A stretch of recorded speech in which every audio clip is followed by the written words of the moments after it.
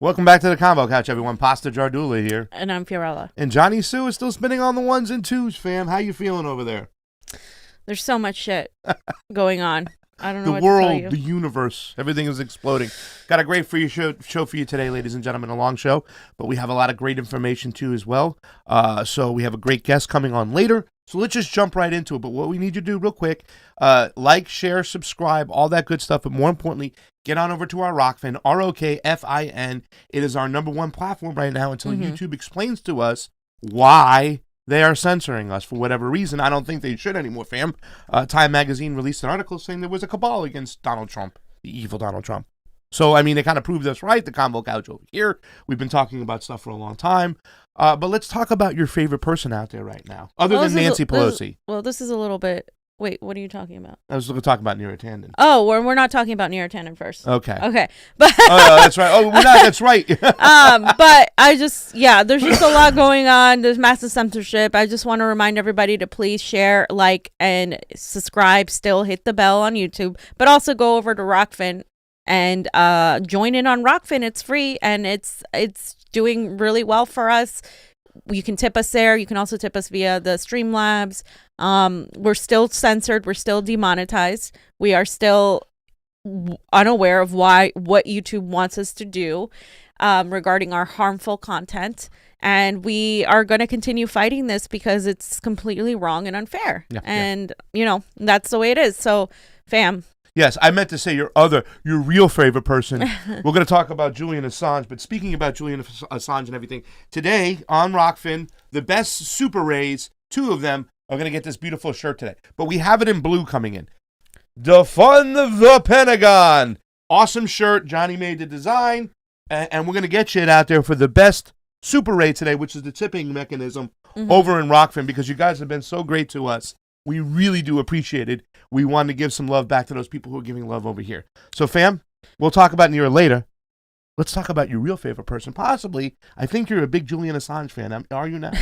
Yeah, I mean, he is. He stands for press freedom, right? Yeah. I mean, he stands for our freedom of speech and our civil liberties. So, unfortunately, as many of us suspected, the Biden administration will continue to seek extradition of Julian Assange, and this is according to an official in the White House. Specifically the U.S. Justice Department, and his name is Mark Raimondi, who said that the government is going to challenge the British judge of Vanessa Barrester's rule from last month that he should not be extradited because of the risk he would commit suicide. Barrester had said, if you recall, I find that the mental condition of Mr. Assange is such that I would be oppressive to extradite him to the United States of America. And the British judge set the deadline for Friday for the U.S. to appeal that extradition. And Obama's Justice Department, going back, had decided not to seek extradition on the grounds of that Assange and WikiLeaks did was too similar to journalistic activities protected by the First Amendment of the Constitution. Yet his administration, of course, was guilty of persecuting and prosecuting more journalists than any other administration and whistleblowers. So just don't forget that part. Yeah. So people are still pressing them to drop the charges. I wanted to bring up this article from Kevin Gostola.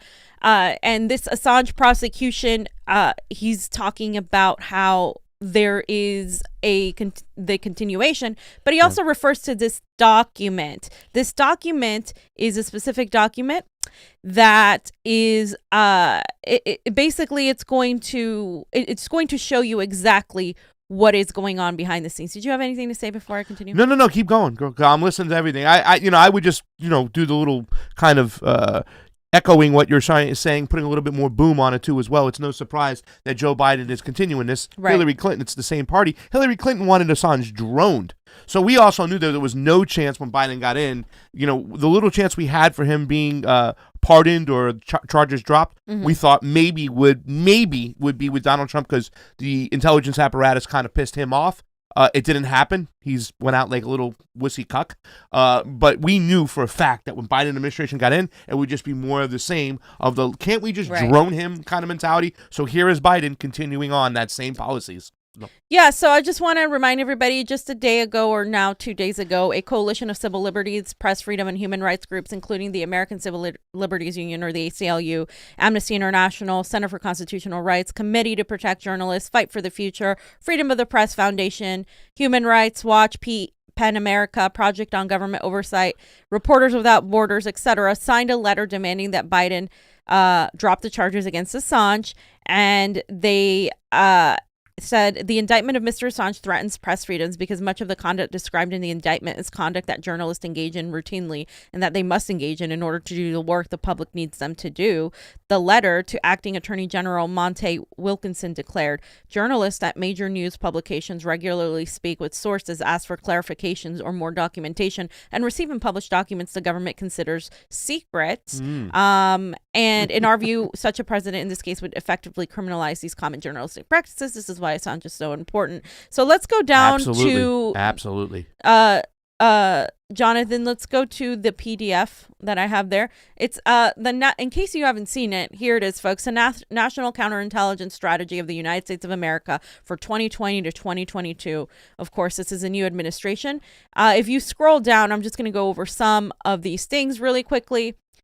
This was issued January 7th, 2020, protecting our nation's security and continuing to enhance the prosperity. So this is between what Trump had and into the Biden administration, right? Notice how it's not going to change. Protecting our nation's security and continuing to enhance the prosperity of our citizens are my top priorities. Ensuring that the United States is protected against espionage and other damaging intelligence activities conducted by our foreign adversaries is essential to meeting those goals. Then it talks about how foreign intelligence threats are increasing their power, how China is increasing and asserting itself by stealing our technology and intellectual property in an effort to erode U.S. economic and military superiority. And then it says the National Counterintelligence Strategy explains how my administration will protect the American people, the homeland, et cetera, et cetera. Then you go down a little bit further, and this is a very scary document. The Office of the Director of National Intelligence, the Director of National Intelligence and Security Center, they say that the U.S. is facing increasingly aggressive and complex threats from foreign intelligence services, as well as non-state actors. To anticipate and deter these threats, the U.S. government continues to address its fundamental core counterintelligence missions, identifying, assessing, and neutralizing foreign intelligence activities and capabilities in the United States, mitigating insider threats, countering espionage and assassination attempts by foreign intelligence services from occurring on U.S. soil and abroad, and protecting U.S. sensitive and classified information in sensitive facilities from technical penetrations or espionage. In other words, we're going to take any liberty to protect us from our adversaries. And then they continue talking about how these people could pose serious damage, blah, blah, blah. And then if you go down further on the next one, it tells you the contents of this whole document. You guys should read it. Protect the nation's critical infrastructure, reduce threats to key U.S. supply chains, counter the exploitation of the U.S. economy, defend American democracy against foreign influence. And you can see that it's all a bunch of like, oh, yes, we are basically allowed to do whatever it is because people are spying on us. They are conducting malicious influence campaigns using cyber operations, Russia, media manipulation, covert operations, and political subversion to sow divisions in our society. I think our government is doing a fine job of sowing divisions in our society, undermine confidence in our democratic institution, weaken our alliances. And then it talks about the number of actors targeting the U.S. is growing. That they have intelligence capabilities at their disposal is basically giving you all the reasons why they are going to be broad in their surveillance, in their assessment, right? And that these actors are going to expand their threats and their capabilities using ever-changing technology, that these activities put us at risk and could jeopardize our military operations, even though we have the largest military in the world. And it continues to talk about the strategy of the U.S. strategic objectives. You guys should really read this. To protect the nation's critical infrastructure, literally our infrastructure is complete garbage. Reduce threat to key U.S. supply chains.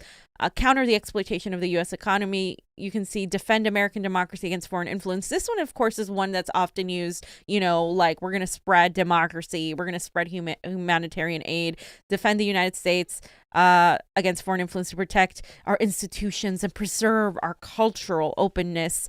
And then, of course, there's the intelligence and cyber and technical operations.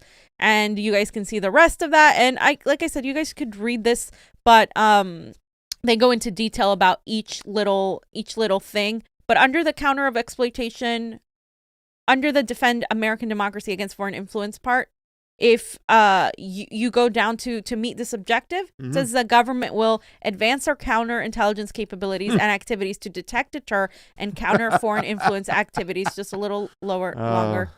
Excuse to just spy on us more too as well.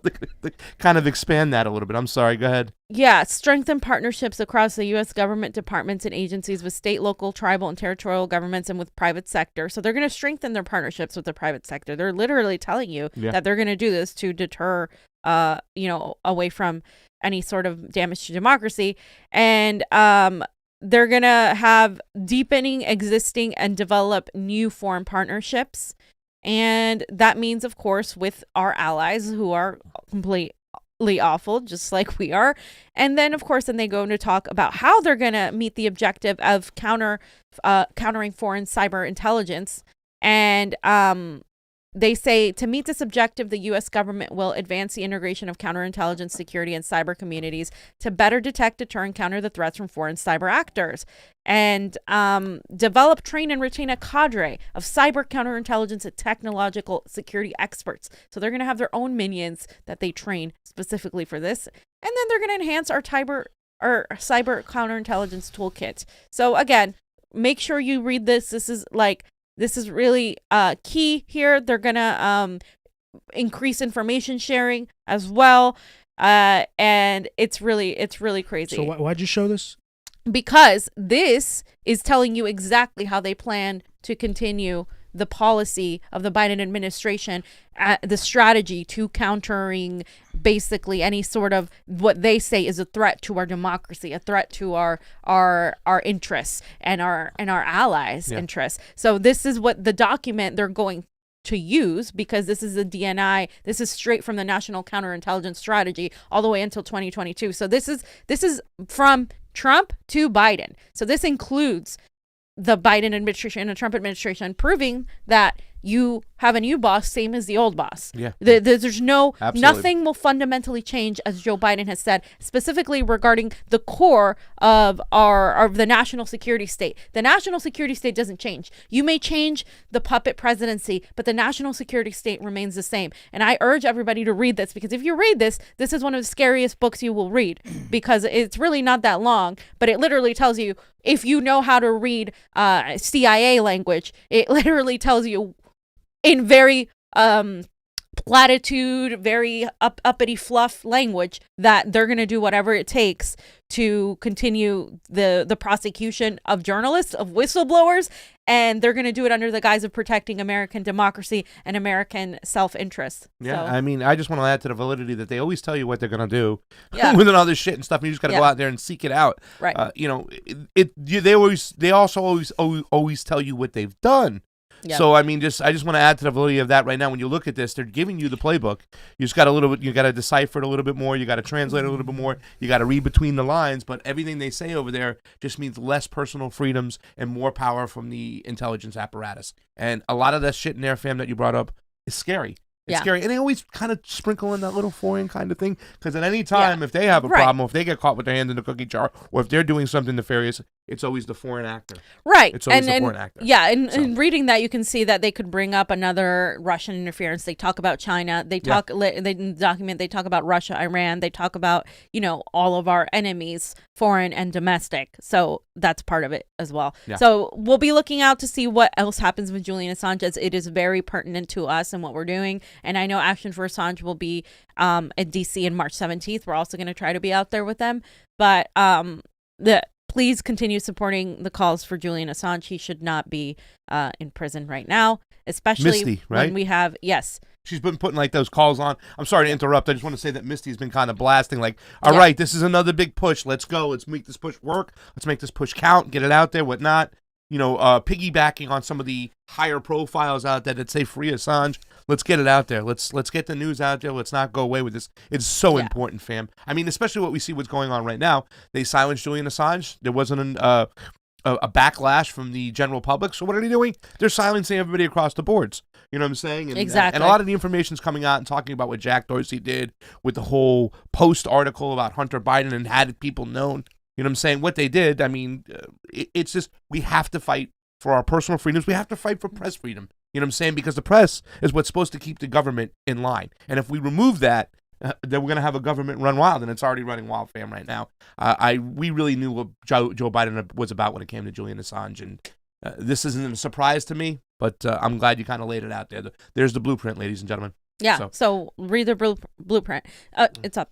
Oh, well, let me just say real quick thank you to the people real quick. Just going to do the super chat. Should we do them all now or later on? I would wait because we have a lot we have to get through. Gotcha. Go ahead. Okay. Go to the next clip. So, Neera, Bernie Sanders, Kennedy, and Hawley have all grilled Neera on her record and her tweets. Now, again, the vast majority of the Bernie movement is really hates Neera Tanden because she attacked them. She attacked Bernie Sanders, and we're going to go over exactly all those things. But the most important thing to note about Neera Tanden aren't her mean tweets. It's her record and what she has done. And the fact is that actually Bernie Sanders supporters should be more angry that Bernie did confirm Blinken and people like that instead of Tanden, because as bad as she is, Blinken is much worse. And they seem to pay more attention to her than to him. And I'm not dismissing how bad she is, but I'm just saying, like, it just seemed like foreign policy was brushed aside because she was mean to people on Twitter, which, I mean, she was awful. So she said she was sorry for tweets, but will that satisfy Bernie? I think he's still going to vote for her. So this is from yesterday. Okay. She said, over the last few years, it's been part of my role to be in and passionate. And she was referencing her Center for American Progress job during her opening remarks yesterday. I know there have been some concerns about my past language in social media. I regret that language and take responsibility for it. So she said she regrets that language. And Senator Rob Portman, a Republican from Ohio, criticized her extensive social media history, slamming Republicans early in the hearing. Typically, the Office of Management and Budget director is not a partisan, in particular because you have to have these kinds of relationships. I'm concerned your personal attacks about specific senators will make it more difficult. How do you plan to mend fences before with members of Congress you have attacked? And so she says later, I recognize that concern. I deeply regret and apologize for my language in some of my past life. I recognize that this role is a bipartisan role, and I know I have to earn the trust of senators across the board. I will work very aggressively to meet that concern. So she acknowledged that she deleted posts, and she also said, they also said that you're making Bernie Sanders shepherd her through after the things she said about him and the things she said about the movement. This is from Pete D'Alessandro, who directed Sanders' first presidential campaign in Iowa. That's kind of a slap. And we know that Tanden criticized leftists on Twitter. We know that she was after she was the choice to lead progressives, after she was the choice against every progressive to be the lead of the Office Management and Budget, the head of the Office Management and Budget, people were really pissed off. They were saying she was vitriolic and awful, and I love that word. That, you know, Bernie Sanders could stop this, but he's not going to. And if confirmed, Neera Tanden's high praise of the Green New Deal must be actualized into concrete policy. And none of these things are going to happen with Neera Tanden because we know she's for Center for American Progress. We know she's a Clinton type of Democrat. And that's that in regards to the overall. But let me see what else I wanted to point out. So only Josh Hawley yesterday called her out for her money funneling donations to the Center for American Progress. As you know, Neera Tanden had hundreds of thousands of dollars funneled from so many people, including $665,000 from Mark Zuckerberg, including millions of dollars from Wall Street financiers, big banks, foreign governments, etc. So let's look at what she got, grilled on yesterday. This is a great clip. Ms. Hannah, thank you for being here. Congratulations on your nomination. Let me start with a question about corporate special interests, if I could. Mm-hmm.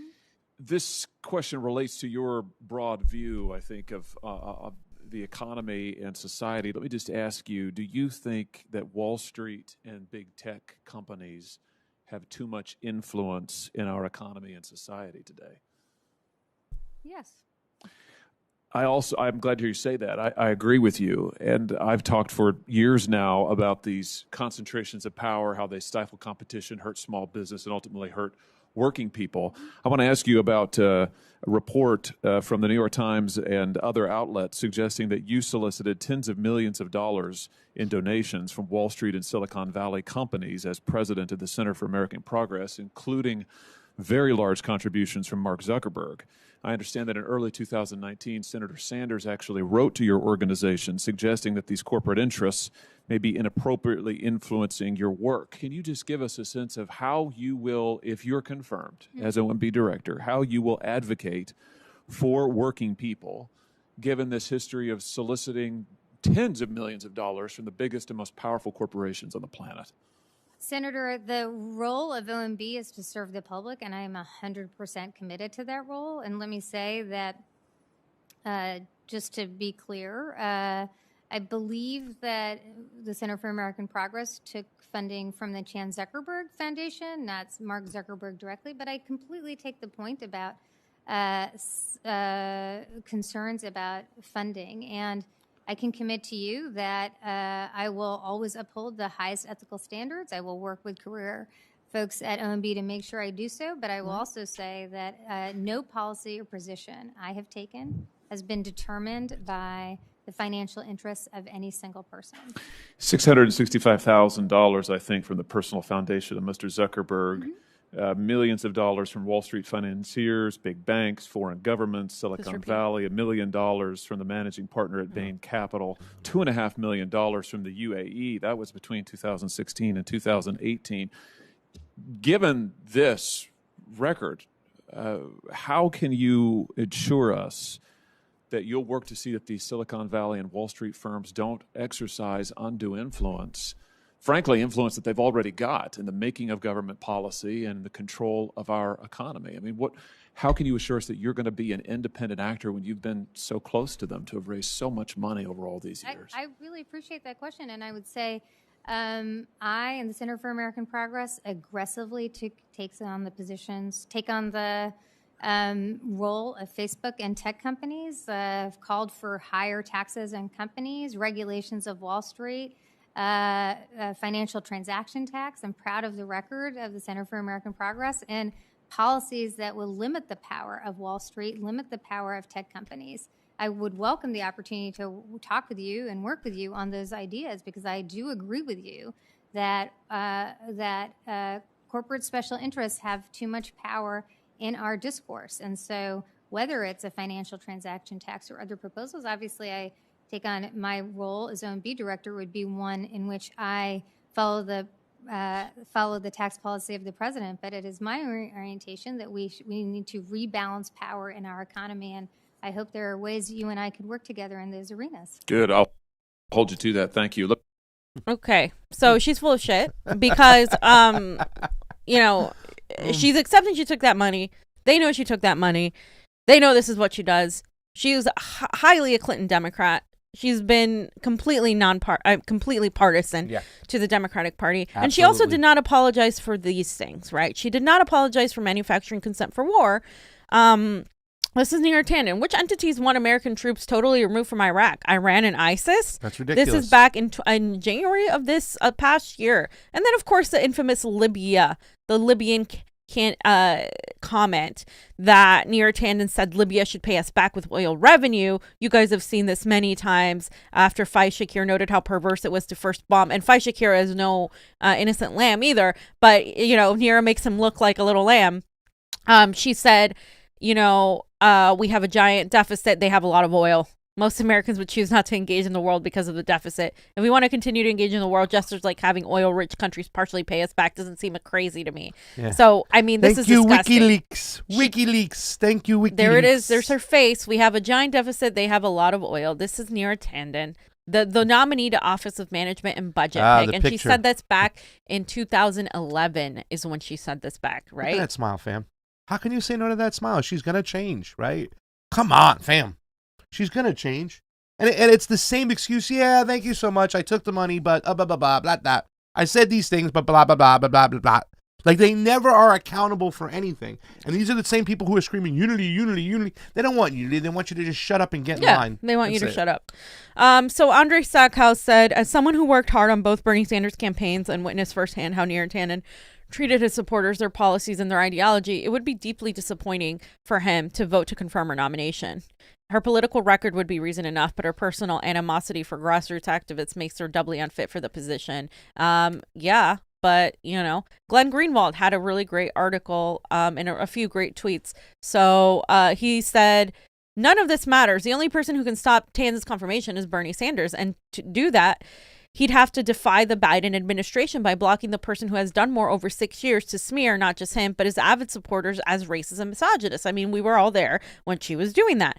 Bathface's accusations of bigotry for political gain or even just petty fun. Neera Tanden's specialty is not only not prohibited in liberal discourse, but it is a staple of it. So the chances that Bernie would defend his own supporters to block Tanden's nomination seem slim.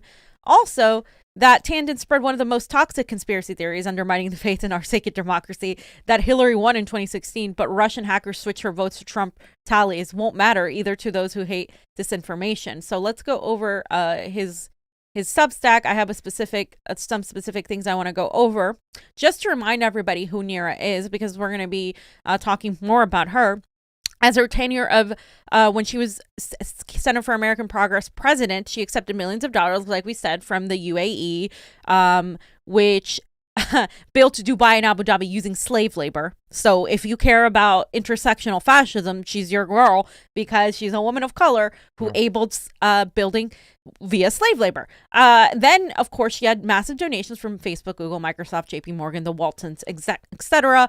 A huge chapter in the NYPD's abusive policies towards Muslim under Bloomberg was removed from the Center for American Progress report after Bloomberg donated more than $1 million to Tanden's organization. And he continued to donate even more after she did that removal.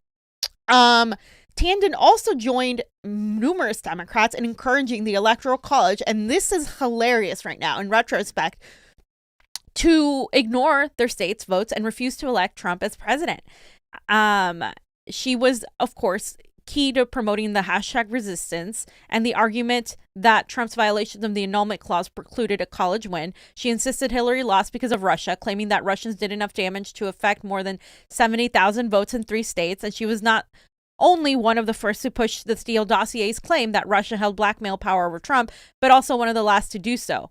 And then, of course, she made the baseless claims that Hillary only lost because Russian hackers invaded the U.S. voting system and clandestinely changed Hillary's votes to Trump's, causing the real winner, Hillary, her rightful place on the throne. And 4 days after the 2016 election, she began stating that Russian hackers changed the vote totals, and this is why Trump was as surprised as everyone else. And you can see that, remember the intense uproar over Trump's questioning of election legitimacy? Seems some Dems are now flirting with exactly such theories. And, it's hypocrisy, because look at what when Trump was questioning the election, how they reacted. Oh no, everything's fine here. But for 5 years they were pushing Russiagate, right? Yeah. And then the ultimate thing is, if Joe Biden is actually going to nominate somebody like Tanden without extreme opposition from journalists, not even with that, not only Democrats, but also these media outlets will lose whatever lingering credibility they have to denounce conspiracy theories and to defend the legitimacy of U.S. elections, right? Because there's no point now. You can't just go back and forth, and they will deserve their fate. You can't run around expecting people will take you seriously when you warn the dangers of toxic, moronic conspiracy theories, when you yourself embrace, elevate, and promote the most prolific and reckless purveyors of them. And this is Neera Tanden, right? So that was all yesterday. And now today, Neera Tanden had her AOC moment. So let's just watch the first 56 seconds of her introduction, and then we'll go to her AOC moment. That the testimony that you will give the Senate Budget Committee will be the truth, the whole truth, and nothing but the truth? I do. If asked to do so, and if given reasonable notice, will you agree to appear before this committee in the future and answer any questions that the members of this committee might have? Absolutely. Thank you. Please be seated.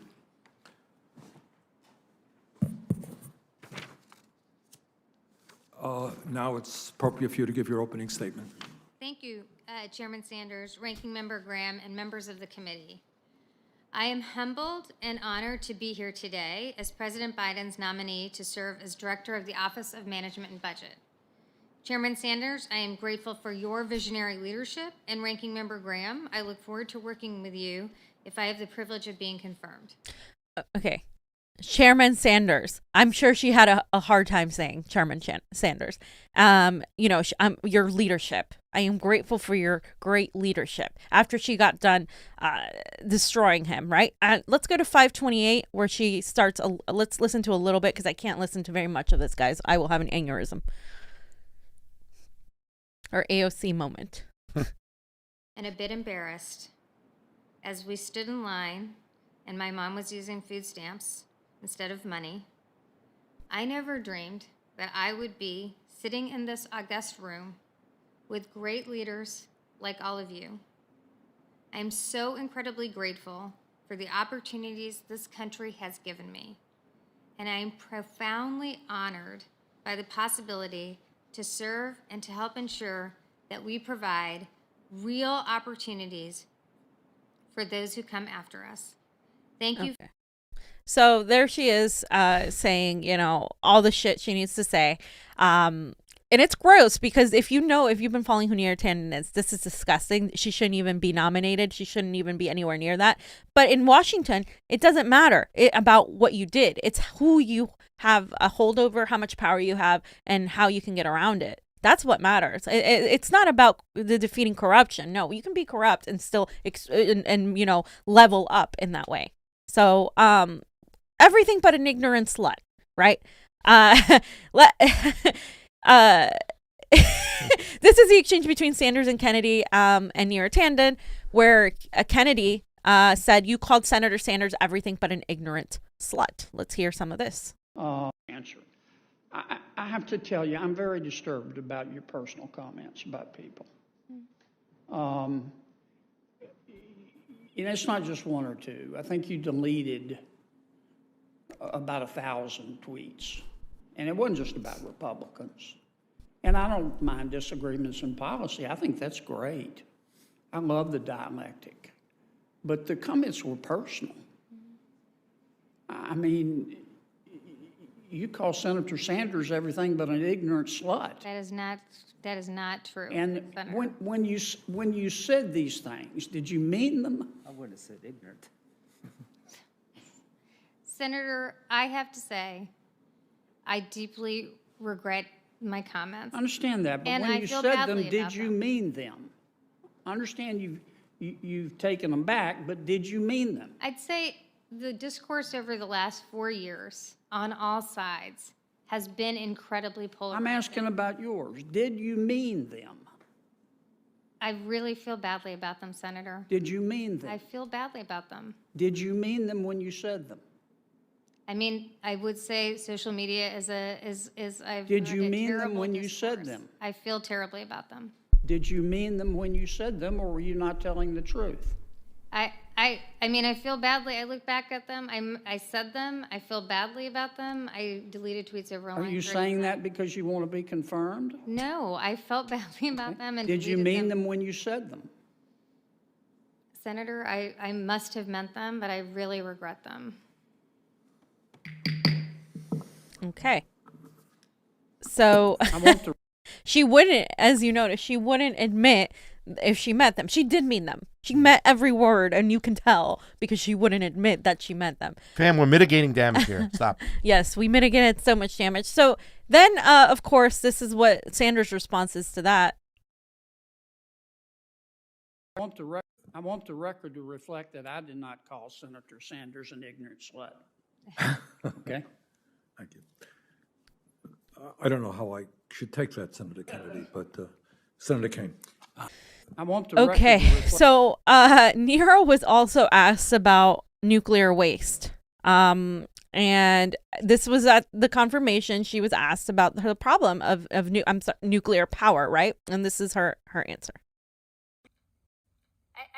I've studied various issues like Yucca Mountain and other issues around nuclear waste, and I think the challenge around nuclear power, personally, my perspective is that nuclear power is cleaner, and when we are thinking about greenhouse gas emissions, Yes, that's an ma'am, option. excuse me for interrupting. I'm I hate sorry. to do this, but what do you think we ought, if anything, we ought to do about the nuclear waste being dispersed around the United States? I think it is. I think we should be taking active steps to ensure the security of Anything nuclear else? waste. We want it to be secure. We can agree on that. Anything else? Sir, I'm happy to work with you in your office on concerns you have about nuclear waste disposal. Let me ask you this. Okay, so she obviously doesn't know enough, didn't read enough regarding that. And just to wrap this section up before we get Max on, this is what Bernie said on Neera. And like, I just, it's really hard to see Bernie because we know that he's going to likely confirm her because this is the route that's, that this is going. So this is what he said, he brought up the money, right? He brought up the money ties to Neera Tanden. All right, let me get to another issue that concerns me very much. I happen to believe that big money interests have an undue influence over the economic and political life of our country, that too often campaign contributions are what determines policy rather than the needs of ordinary Americans. And according to the Washington Post, since 2014, the Center for American Progress has received roughly $5.5 million from Walmart, a company that pays its workers starvation wages, $900,000 from the Bank of America, $550,000 from J.P. Morgan Chase, $550,000 from Amazon, $200,000 from Wells Fargo, $800,000 from Facebook, and up to $1.4 million from Google. In other words, CAP has received money for some of the most powerful special interests in our country. How will your relationship with those very powerful special interests impact your decision-making if you are appointed to be the head of OMB? Senator, I thank you for that question. It will have zero impact on my decision making. I'm actually CAP took a number of positions that disagreed vigorously with the policy positions of those institutions. But I appreciate this question, and it is my role. It will be my role to ensure that I'm only serving the interests of the American people, the administration, and its agenda to address rising inequality and address the needs of working families. Okay, so Neera actually bullshitted her way, right? Because Bernie Sanders brought up all this money and she's just saying, well, I'm going to do my best to work with you, right? She's full of shit, guys. Like, we know. And then Bernie asked to reflect. I mean, because this is what Burners were waiting for. He asked her to reflect on the vicious attacks against both Republicans and progressives on Twitter. Now, this isn't, like I said, this isn't the weight. Her record is much more important, right, than mean tweets on Twitter. However, this is something that a lot of Burners were like pissed about, specifically to Bernie, because she destroyed a lot of his supporters and he didn't really do that much to defend them. So this is Bernie asking her to reflect on these attacks. Your attacks were not just made against Republicans. There were vicious attacks made against progressives, people who I have worked with, me personally.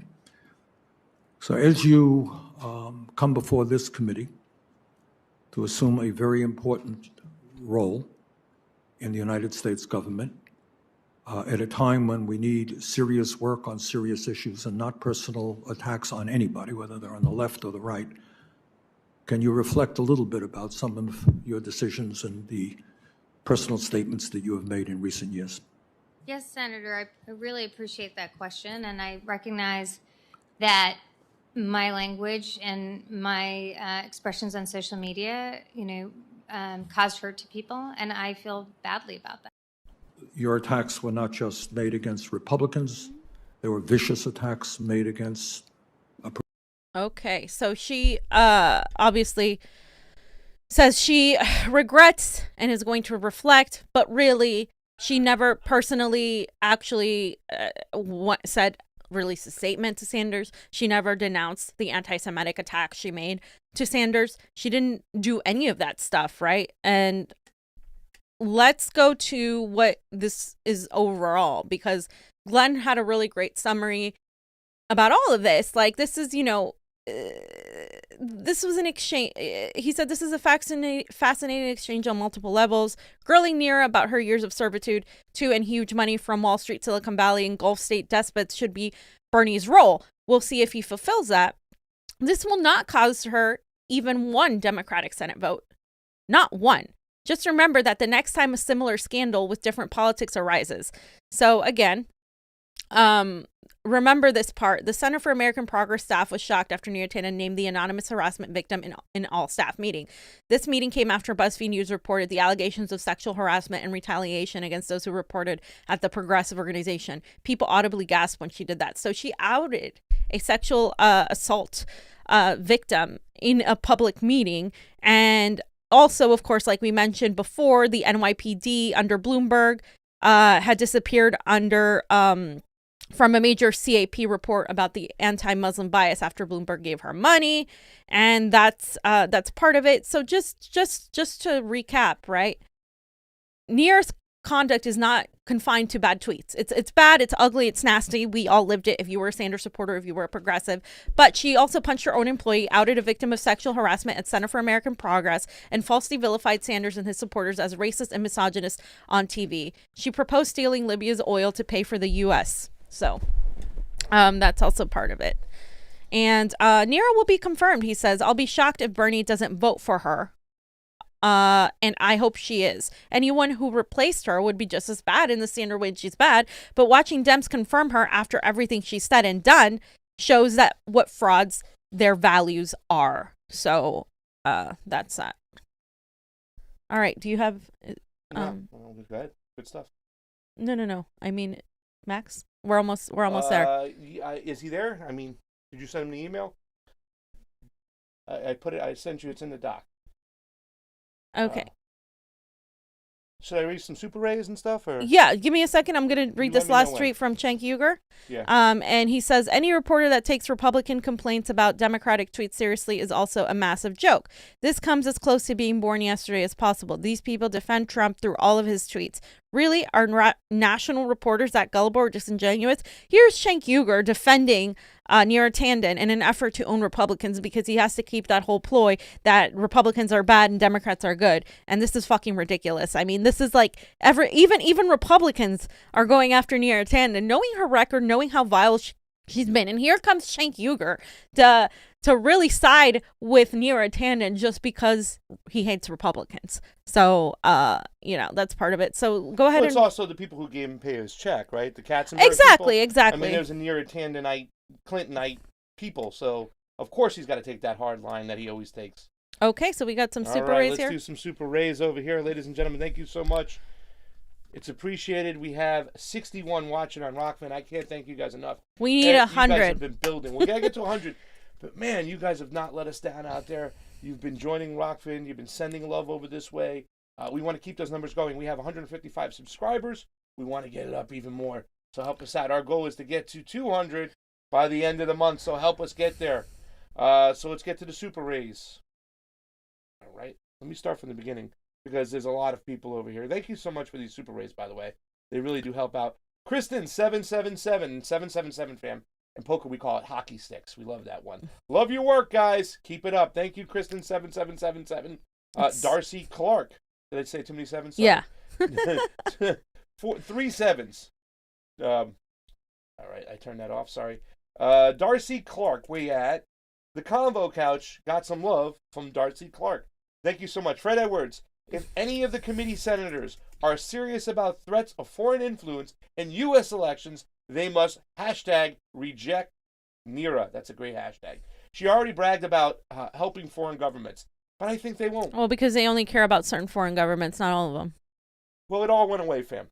They got the results in this last election, so the mail worked, and there is no foreign interference. By the way, 72 people watching. Embald Fate or Embald Fate, is it possible? Could you muster up some Neera's worst tweets? I think it's important to compare her fake Bernie bro outrage.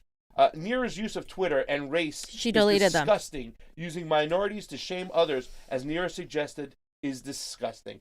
Agreed 100%. It's awful. I'm thinking about all these Bernie people right now, actually seeing what's going on, how they're going to continue to make excuses for this. We already hear a lot of Democratic Party loyalists or Democratic Party people complaining about the elections in their own ADEMs right now, and we've been telling you for how long? How long are you going to keep taking this? How long are you going to keep on saying, well, shucks, golly gee, will it curse? They're about to, put Neera Tanden in a place of power, and you're going to say it's okay? Kristen Nye, thank you for the Super 8. Does Rokfin let you watch from the beginning of the video while the stream is live? I'm watching from YouTube because I missed the first 30 minutes. Thanks. I think it does. I believe it does too. I could be wrong, but we'll take a look at that too as well. I don't think you can do it actually. Maybe we can set the. You know what? We'll talk to the people at Rokfin to make sure we have that feature where you can go back and watch things like we do on YouTube. Embald Fateh, her record is important.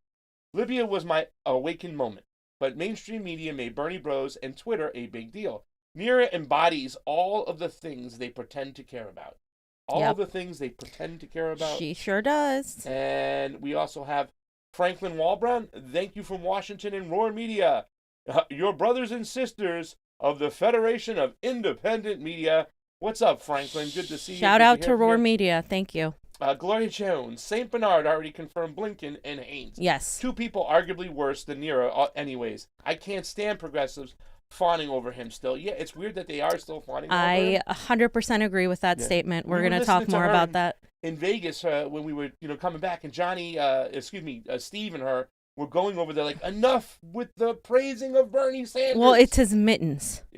The mittens destroy any sort of rationale. The mittens are pretty hot, fam. You can't even argue about that. DE, thank you for doing you at the Convo Couch. That is awesome. Let me see if there's a couple more, fam, real quick. That was the last one. You're right. Yep. Okay. So let's go ahead and bring in our guest. Is he there? Yes, he is. Oh, he's there. All right. Ladies and gentlemen, you remember him from the Road Warrior 2. Mad Max Blumenthal is here. I heard that movie was shot in Syria, Mad Max. Am I wrong or am I right? Can you hear us? It was for the U.S. plan for Syria. And I can. Okay, good. Just checking. Okay. Thunderdome with Mad Max. Max, thank you so much for joining us here today. We were able to meet you at the Action for Assange rally. What you said was awesome over there. And I keep telling everybody, when I saw you get out of the car and come to walk to the rally, you had the biggest smile on your face. You were so happy from the news that they decided not to extradite him at the time. But you then gave a speech and you said, hold my beer, let's wait, let's watch, let's see what's going on. I wouldn't imagine that you have the same smile today, but we'll get into all that too as well and everything that's unfolded. But thank you so much for joining us today. Thanks for inviting me on. And you're right, I'm not smiling, although that was a nice development and sets the stage for our campaign in the sad Biden era. Yeah. Okay, so let's get to it because, you know a lot about Neera. You wrote an article. Neera Tanden just got called out by Josh Hawley. She got called out by Kennedy. She got grilled by even Sanders. And you recently wrote an article outlining her extensive monetary gains from Center for American Progress via foreign governments while churning out policy papers and organizing events that furthered those donors' interests inside the Beltway. And that is a quote from your article. Can you expand on briefly on that a little bit?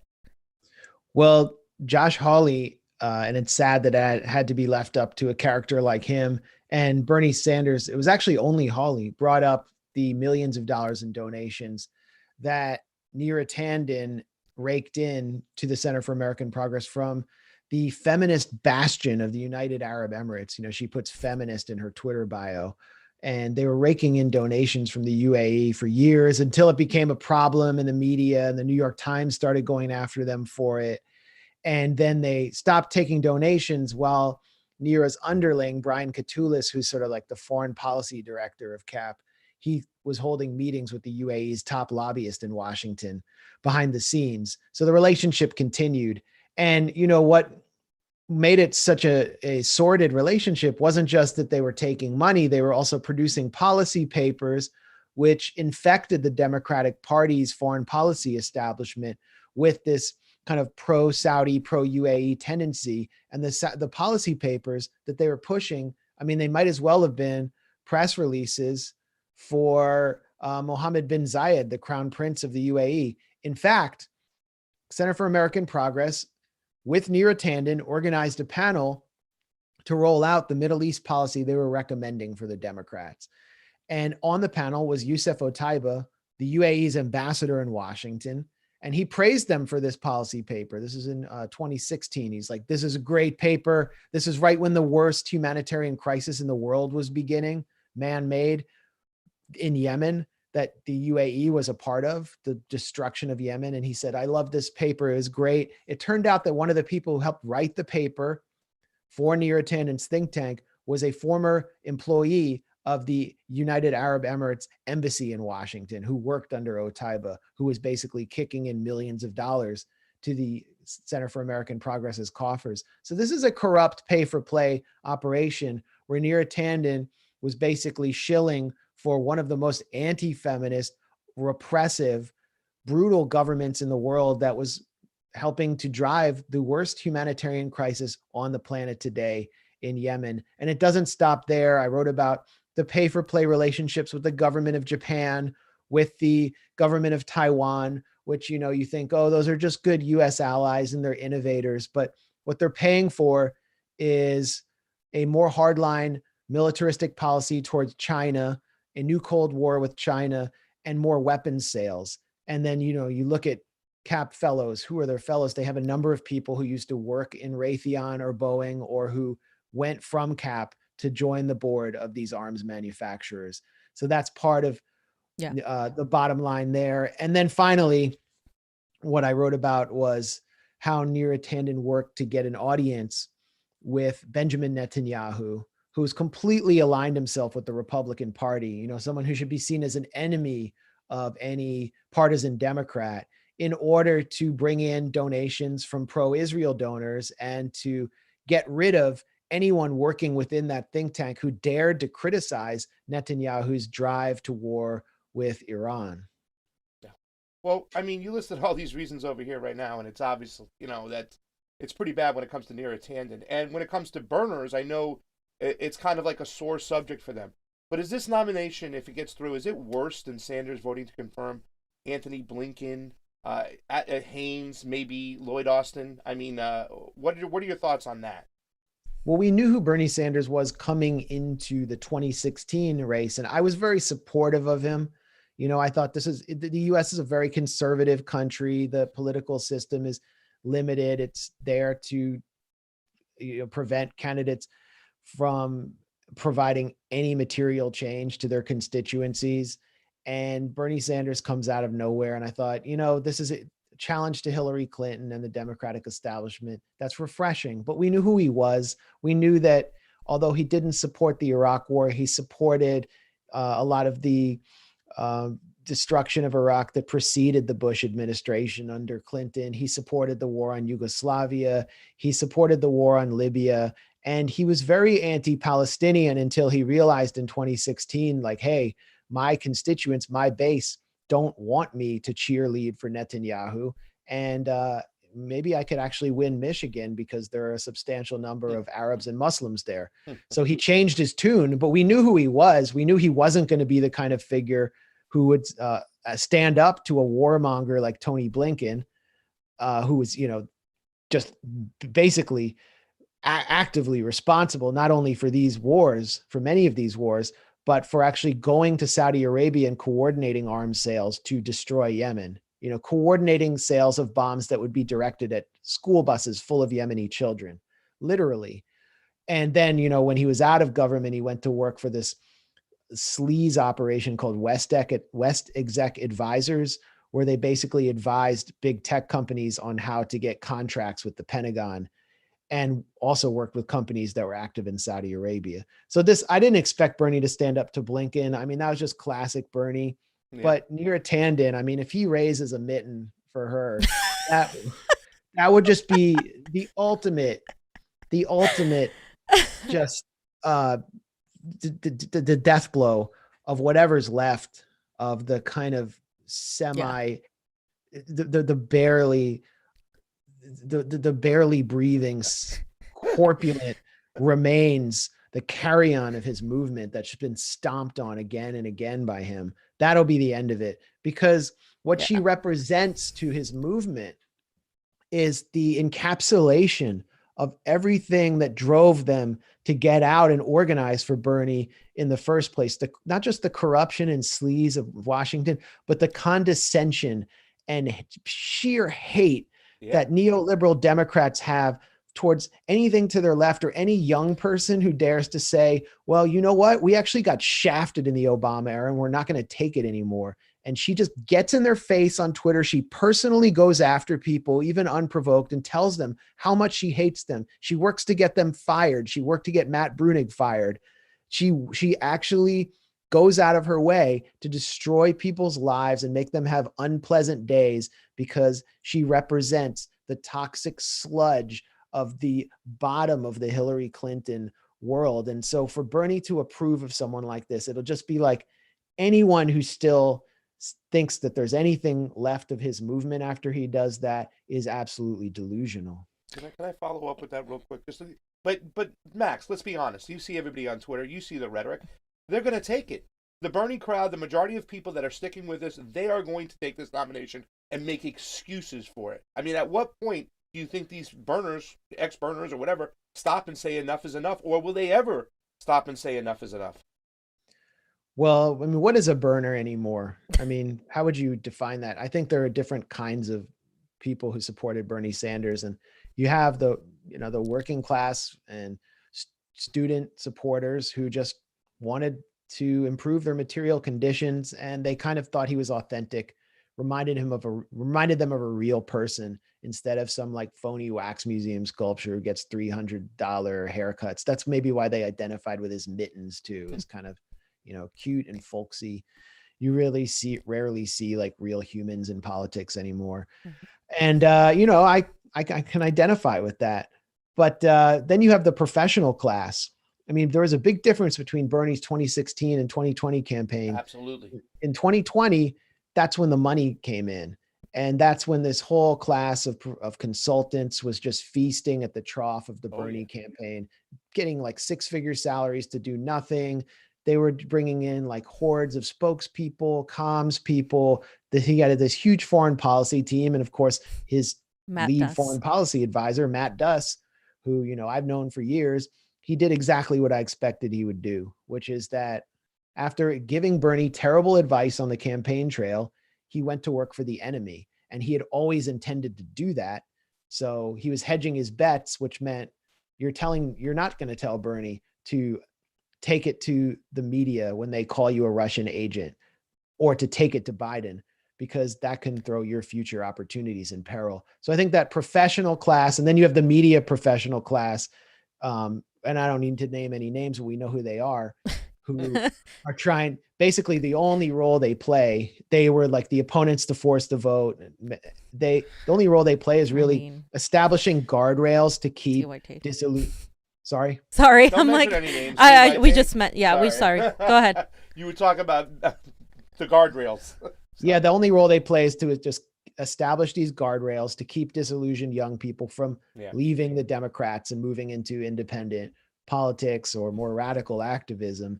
And they reap the rewards of that. So they may not say we're burners anymore, but they're going to feed into these illusions because there's something for them to gain. But for the most of the people that showed up at Bernie rallies hoping that maybe their student debt would get paid off, that they wouldn't be forced to live with their parents forever, that they might have some modicum of a future in this country. I don't think they have anything to gain from sticking around and believing that a meme is going to change anything. Well, yeah, I mean, you mentioned that class, and now we've seen the mass censorship increase, right? Since Hunter Biden's Burisma story was effectively just removed from the internet. And then now after the January 6th,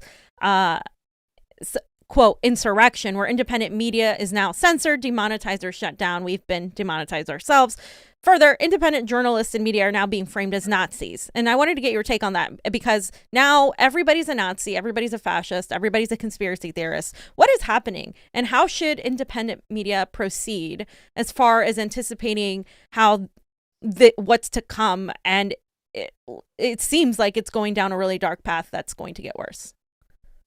Maybe I don't understand the question, but you know, who's being called a Nazi? Because I mean, I just don't know.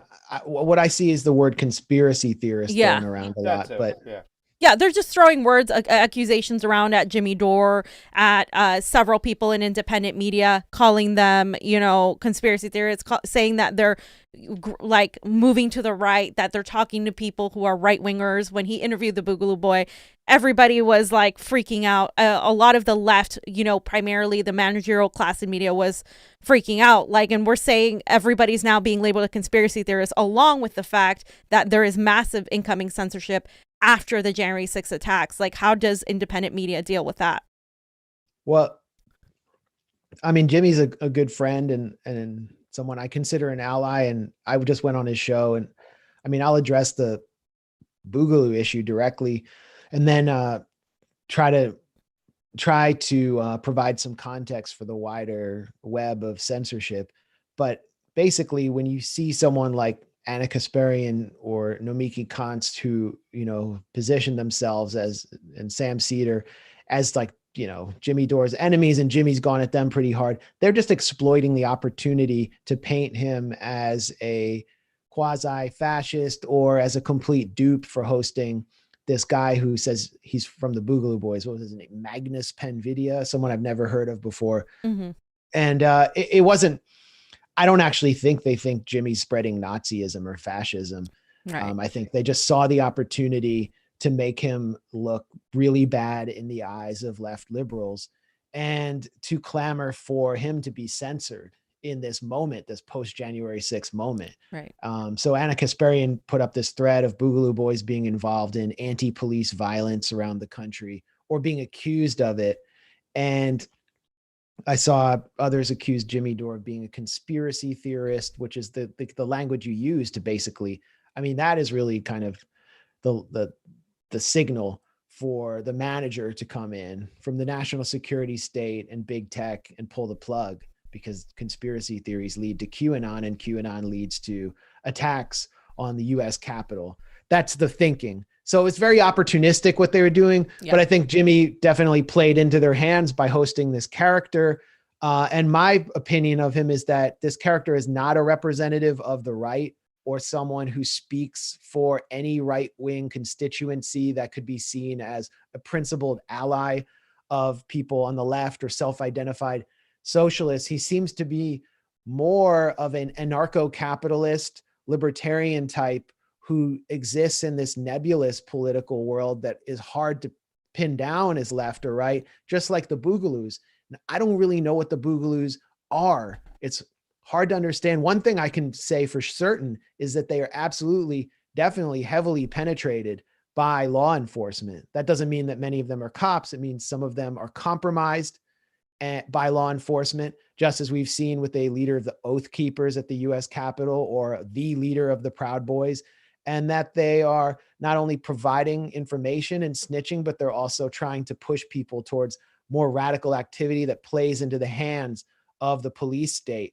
I've encountered those kinds of figures in activism over the years, and it's still unclear to me what the Boogaloos are or what they represent. I saw one of these sort of mainstream terror or extremism experts, her name is JJ McNabb, talk about them, and she said one wing of them actually is anti-racist and another wing is extreme right, and she can't even make sense of them. Right. So if she can't make sense of them and I can't make sense of them, but you're putting this figure up and saying he is going to be, he's speaking for someone. I just think there needs to be more to it. And the other issue is that I saw the speech by this bearded guy. I guess it was in, in Ohio? The speech where they were, Michigan. And he was holding a rainbow flag and they were trying to put out a progressive image. And he was reading off a phone. he was not as articulate as Magnus Penvidia, and their voices were different and the color of their beard was different. So I just found that off-putting and strange. I just don't know what these groups are. Yeah. We confirmed that it was the same guy because we made him pull out his everything he had that day. Yeah. It was weird. He claimed that he didn't know why his voice was different and somebody edited the video. But yeah. Okay. I don't know. It just seemed off to me. And like, as far as like right-left collaboration, like I've never supported this mythical red-brown alliance, which is often, it's been used like to attack me based on absolutely nothing. Right. But I mean, there's a long tradition of people on the left and right working together on foreign policy. The libertarians from like the Ron Paul Institute or the Buchananites, American Conservative, those people have worked with the Nation magazine. And traditionally, it's always been something that's taken place in Washington, or Bernie Sanders and Mike Lee working together on Yemen. So that's something that has always existed. And there is clearly a fear of people getting over the culture, the phony culture wars, and getting together and working against the establishment and the elite. That's obvious. I just don't think I don't know what the hell this Boogaloo phenomenon is, or how many people they represent. And actually just another, something I've been following because I live in the Washington, DC area, really disturbing event that took place in this area in Montgomery County, right outside Washington, was the police killing of someone named Duncan Lemp, who he was basically killed in his bed next to his wife. She was forced to sit with his corpse for an hour after the cops performed a no-knock raid. She was pregnant. Yep. And their evidence, asleep. And the evidence was that he was, anti-police, very anti-government, and that he possessed illegal weapons. And I don't even know if his weapons were illegal. They also claimed that he was a member of the 3 Percenters. His parents stringently deny that. And Jim Bovard, who is a local reporter, he's a libertarian. He's been reporting the hell out of this case for USA Today. And I think it's a case of how dangerous it is to misrepresent people who have anti-government or radical views as imminent threats. In Montgomery County, I mean, they're not like the Baltimore police. They're not known for this kind of SWAT activity. They just ran up in his house without any permission, very similar to what was done to Breonna Taylor. And he was killed, basically executed. His wife just had the baby. And the Washington Post, they ran with the police story. Police say that, he set up a special mechanism in the door to shoot anyone who entered, according to police. I don't believe the police, but this is something that deserves people's attention from Black Lives Matter, who are against this kind of police tyranny. And I think because of this narrative about the Boogaloos, and Duncan Lemp is also somehow affiliated with the Boogaloos, I've heard, because of this narrative, it's hard to get people together and to say, this is an issue about police tyranny. So many people want to say, oh, well, he, would have been at the Capitol rioting or something.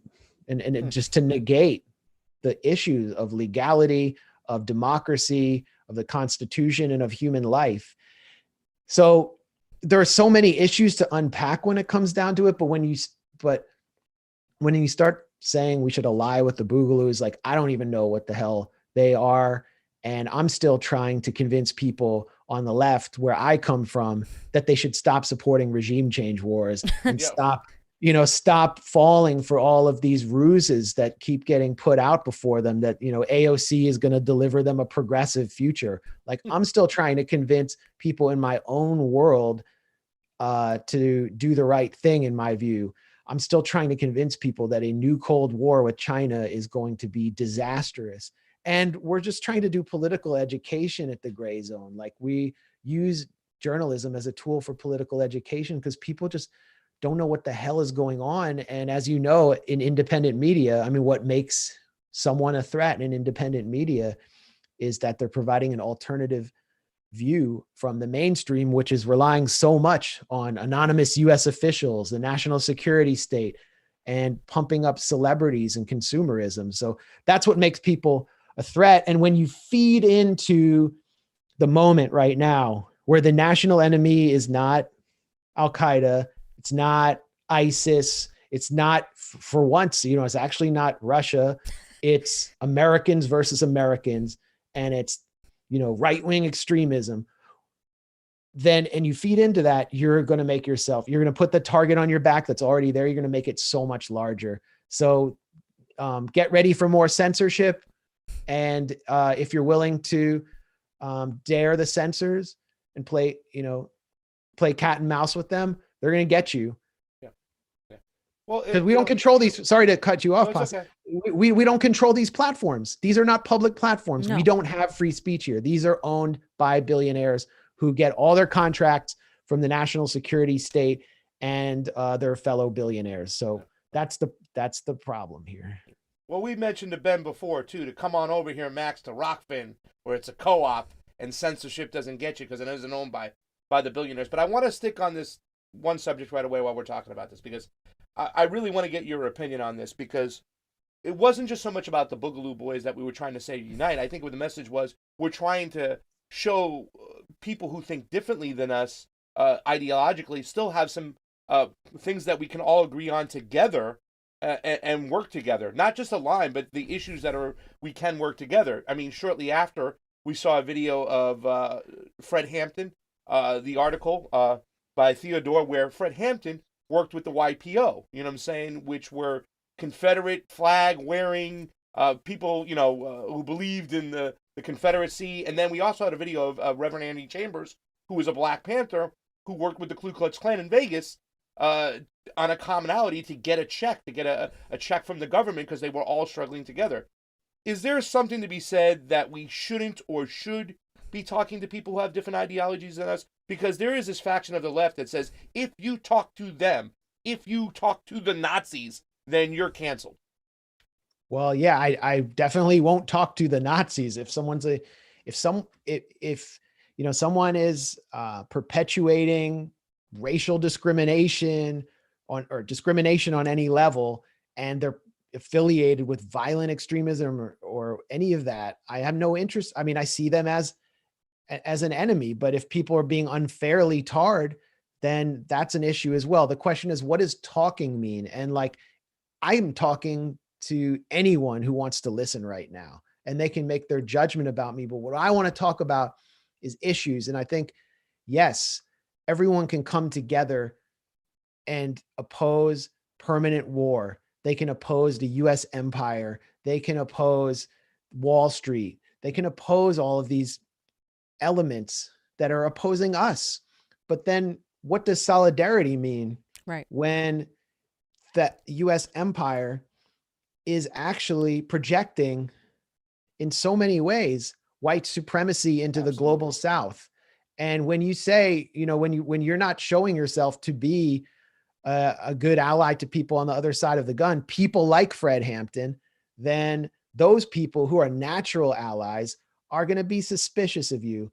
And, I looked at a tweet by Magnus Penvidia, whose Twitter account went up pretty recently. I just kind of came out of nowhere. And he said that he won't work with tankies. This is this word that's constantly used as a stand-in for communists or Marxist-Leninists. And that's unacceptable. Anti-communism is unacceptable. It leads to McCarthyism. It feeds into right-wing ideologies. And it's synonymous with the language used by neoconservatives. And when you say that, then you're saying, even though I don't identify as that, you're saying you won't work with tons of people who I do work with to do anti-war actions in Washington, where no one else will do that. International Answer, for example, they get called tankies because many of them adopt a Marxist-Leninist ideology. Well, if you're saying you won't work with them, then why should they work with you? I'm not putting that language out there. So that's an issue. And another point is anarchism. I worked with anarchists around the Venezuelan embassy collective. They helped us get food inside. People from DC Antifa were very supportive of what was going on there. And, you know, I noticed the DSA had a really negligible presence. I mean, they have like hundreds of members, but because of peer pressure within their group, they didn't really participate. So it was mostly people from PSL, which is considered a tanky organization, and various anti-war people, Code Pink, you know, they're warriors for peace. And then you had some Antifa people just randomly show up, and they were like, we want to learn, we want to know what's going on. And then they were on board. But, you know, there's also a component of anarchism that engages in what I see as pointless nihilism in some cases. And Fred Hampton actually stood up against that element in Chicago during the Day of Rage, which completely played into the hands of the Chicago police and the broader Nixon crackdown on the left. And Fred Hampton, when he was asked to participate in what was going to be basically the Weather Underground and the remnants of SDS and a bunch of lefties trying to take on the police with their own hands and rioting around Chicago's Gold Coast with like football helmets on and baseball bats, they all got clobbered and arrested, and it just made the left look ridiculous. He said, we don't need anarchism right now. What we need is political education. We need to be actually building something in our communities. Those were his words there. And so I think we need to heed those words, and we need to, before we look to make, speak to people on the other side, we need to do political education and consolidate our own base. And we need to be cultivating the next Fred Hamptons. Exactly. I 100% agree with you right there. Talking about the riots, though, you were there on January 6th, so were we. After we went to force the vote, after we did the Assange, we noticed that there were so many more cops surrounding us when we were talking about force the vote, or when we were talking about Julian Assange. There was that line of FBI cars around us. Recently, a man named Thomas Edward Caldwell was charged in connection to the January 6th riot. He admitted he worked with the FBI and, according to his lawyer, has held a top secret security clearance since 1979 and has undergone multiple special background investigations in support of his clearances. We felt it was strange, like I said, that there was a lack of police, and multiple Congress people, including Alexandria Ocasio-Cortez, warned that they got warnings in the days leading up to the Capitol, quote, insurrection. After this incident now, like, there's a focus on white supremacist terror, domestic terror. Like, they're completely expanding the surveillance state, and this is all we're seeing. Was what happened at the Capitol an insurrection, or is there more to this? Well, I mean, what we know with available facts is that it wasn't taken, that the storming of the Capitol was planned openly. It was planned days ahead, and that the FBI took no interest in any serious, they did not see it as a serious threat. I actually showed in my own reporting in my profile of John Sullivan, Jaden X, who filmed the shooting of Ashley Babbitt, who was said by the, MAGA right wing to be this character who was affiliated with Black Lives Matter, who was actually infiltrating and was an Antifa infiltrator. And, I showed how he'd basically been kicked out of every BLM and chapter and was shunned by anti-fascist activists across the country. And he was just sort of a nihilist. But he actually was caught on camera, and I embedded the video with this camera person who was following him around for a documentary, Jade Sacker. And he said, once they got in the Capitol, he said, didn't I tell you? I told you we would do this.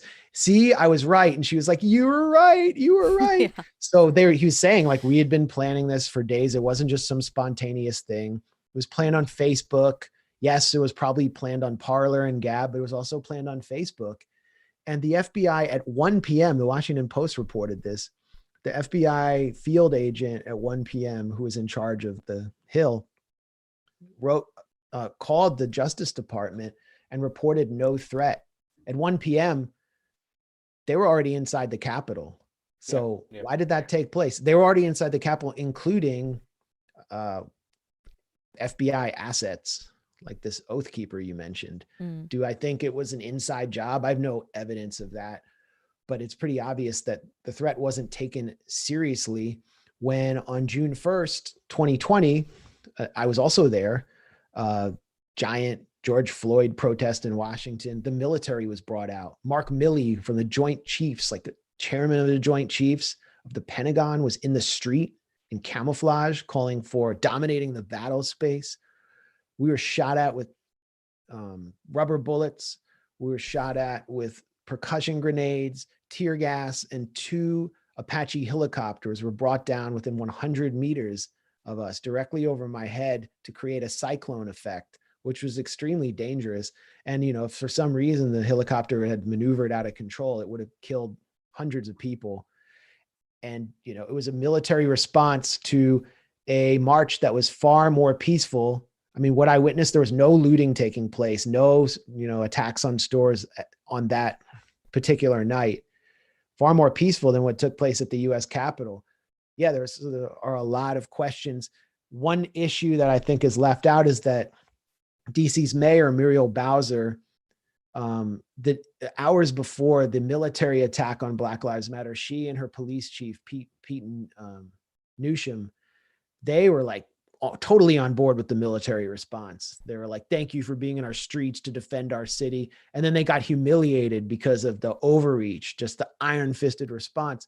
So when it came down to January 6th, Bowser was very uncomfortable with having National Guard around the Capitol. She's like, we saw what you did before, and I don't want to be responsible for another National Guard crackdown. So she actually had the National Guard down to like 300 people, and they were put at points far from the Capitol. When I got to the Capitol, I'm sure you saw this too. I mean, the police were outnumbered. Yeah. And they were like, it was amazing because I grew up in DC. The cops were just the most heinous force of oppression. Like, they would just follow you if you were out driving as a teenager, pull you over and start harassing you. If you talk back to them, they'd just like brutalize you and throw you in jail. They were just very repressive. And I was just watching crowds of these MAGA guys with like Make America Great Again hats on or like masks on. And they would just be like up in the cops' faces, calling them little, you know, just humiliating them, questioning their manhood and calling them every name possible. And the cops didn't do anything. They did nothing. I saw cops with bandages on their head walking out in a daze, like they had just been completely run out. It was amazing. At the same time, I saw it as, well, I would say at the same time, when the police finally did decide to mobilize and decided to clear the Capitol, people just left and Congress was back in session by 7. So I didn't think it was like this serious coup attempt where the government was actually going to be stopped and taken over, and that Trump would come back in and say, well, I am president again, and I'm putting in, you know, in charge of the permanent dictatorship and the 1,000-year Reich of, you know, Trumpolini. Like, that's the narrative that they're pushing now. But there was a clownish, absurd element to the whole thing as well. And part of the clownishness and absurdity was the FBI, the security state, and the police. They were just an absolute joke.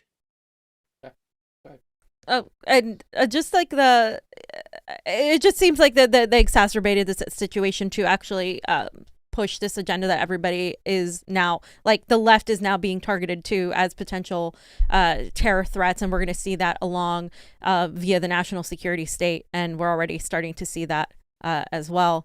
The divide on the left is clear. You know, you've talked about the Brooklyn left, and a sector of the Bernie left is now cheering for censorship, right? They're cheering for the CIA and 3-letter agencies while simultaneously holding people like AOC and Sanders, especially AOC now, as a beacon of progressivism, even though they're clearly part of the Democratic mainstream. AOC even told an array of her supporters to go after and take down accounts maligning her. Her campaign, Team AOC, sent a newsletter saying, scan your social media to find posts with this misleading information, especially those using the trending hashtag. Identify any posts that are threatening or harassing and use the built-in report features to flag them for moderators. This is after, of course, she had her moment where she was retelling her trauma story, which I don't think most people questioned her trauma story, at least on the left. But is AOC the next Obama type of politician? And if she's not there to bring democratic socialism, then what is her and the squad's primary function? Yeah, great question. There are a lot of questions that I heard in there. One question is, you know, would the left ever do anything like the right did on January 6th to advance its agenda. And I don't see that. Before January 6th, it would have been not inconceivable or at least impermissible for a influencer of the left to call for a massive sit-in and occupation of the Capitol to demand Medicare for all because of the desperate situation that we're all in. And the fact that Congress refuses to deliver any material change for people should lead to that kind of anger. So like, I didn't have any problem per se with going up in a public building and demanding some kind of actual something that we deserve from our government while they're forking over all of this, pork spending and kickbacks to their corporate donors. I mean, there should be public outrage. I had a problem with the ideology of the people who stormed the Capitol. I had a problem with their violence, and I had a problem with their agenda, which was to interfere with an election with very little basis that I could see. And, that was my problem. But, AOC, she actually supported a sit-in outside like Dianne Feinstein or Nancy Pelosi's office, right when she came into Congress. Remember that? And she said, well, we're just here to support Pelosi and push her along in her agenda. But even doing that, like milquetoast little sit-in outside her office where they were like singing "We Shall Overcome" or something, that's going to be considered possible insurrectionist activity at this point. I mean, you can't even go to the Capitol now. And I was able to go to the Capitol around that period and ask AOC a question about Venezuela and to challenge members of Congress. I would always do that and get in their faces and challenge them about uncomfortable foreign policy issues that they never even were forced to consider because our media is completely controlled by the State Department and the national security state. And AOC's answer was absolutely pathetic. Oh, we're going to release a statement soon. It's like they're doing a coup against a socialist government. You say you're a socialist. Where are you? And she's nowhere. She's not a socialist. She really is getting, because of January 6th, and I know how kind of Washington works, like having grown up here, is very insular. And when you come here to do politics or to be in Congress, you get sucked into the insular culture and you start to form like a bond. Like when you go to work in an office, a small office, you start and then something brings you together, like a crisis like January 6th. Then you start to bond with your fellow members of Congress and you forget about your constituents. And, you forget about the people in the Bronx you cared about so much. And you're talking about Jamie Raskin and how much you feel for him. And that's someone who went through this traumatic experience with you. And that's really what she's becoming, as a creature of Washington, not someone who's going to be connected to the activist world. I never really saw her as that in the first place. And one of the telltale signs of AOC being kind of coached or managed by powerful elements in Washington, but also in the national security apparatus, was her demand for more Facebook censorship. Oh yeah. This was not recently. This is like over a year ago. You remember what I'm talking about. That was the Cambridge Analytica, when she had the opportunity to go after Zuckerberg for that shit. Instead, she pivoted right to, why don't you have more censorship on Facebook? Pretty much pointing the finger at fake news being the Republicans and the opposition. So sorry to interrupt you, but yeah, I remember that. So no, please. I'm glad you reminded me of that. And we actually published an investigation by Alex Rubinstein on the whole Cambridge Analytica scandal. And I mean, as odious a company as that was, it was completely phony, and it was cooked up to advance Russiagate and to demand more Facebook censorship. So she was clearly being managed on that. Yeah. And when she gets put on the spot about certain issues, especially when it comes to foreign policy, when she was campaigning, she was put on the spot about Israel, Palestine. She didn't know anything. Yeah. It's not really on her radar. So I see the squad is increasingly managed, and they're basically a diversity washing campaign for a Democratic Party that is objectively pro Wall Street and pro war. And, it offends my sensibilities, and it disappoints me because, I never expected much from AOC, but Ilhan Omar is someone who does bring more to the table, who does know more about foreign policy, who comes from a community that was surveilled by the FBI. And now I see her pretty much pushing the same line. Yeah. They're all kind of on board with the same program, and they're being incentivized and rewarded in ways we might not know or understand. Yeah, and it's funny because enter Cori Bush, nothing about foreign policy on a webpage whatsoever.